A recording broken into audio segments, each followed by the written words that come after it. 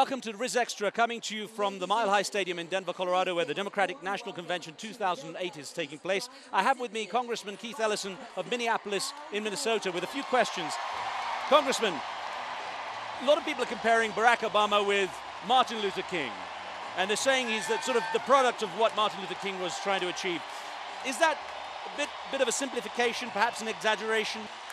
Well, Barack Obama and Martin Luther King are different in very important ways.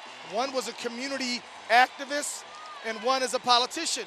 Those are two different roles. They're separated by time. But I think it's true that... God bless America. God bless America. But I think it's true that the fuse that the fire that Martin Luther King lit has been brought into fruition with Barack Obama. They are linked, because I think that when Martin Luther King was calling forth a better America in his I Have a Dream speech, what he was dreaming of was that a person could rise to the full measure of their talent without regard to their skin color. And this has happened. So it's an amazing thing. They're linked in that important way. Well, of course, we're competing with the noise of the stadium, but I have to ask you, a lot of people say that Barack Obama is a lot of style over substance. Does he have to do more to prove he has concrete policies?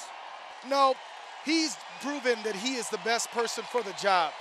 He has a long history of being a community organizer, a state legislator, a member of the Senate. He's passed legislation on health care, voting rights, all kinds of things. He is more than qualified. He's a person of the world. He's a man of African ancestry, European and African. He was raised in Asia, in Indonesia. He is a world citizen. He's qualified. But what he has to do is seal the deal with a sliver of Americans who still are not quite comfortable with a man who represents so much newness for America. What should the Obama administration, if it takes place or if it occurs, do to change U.S. foreign policy?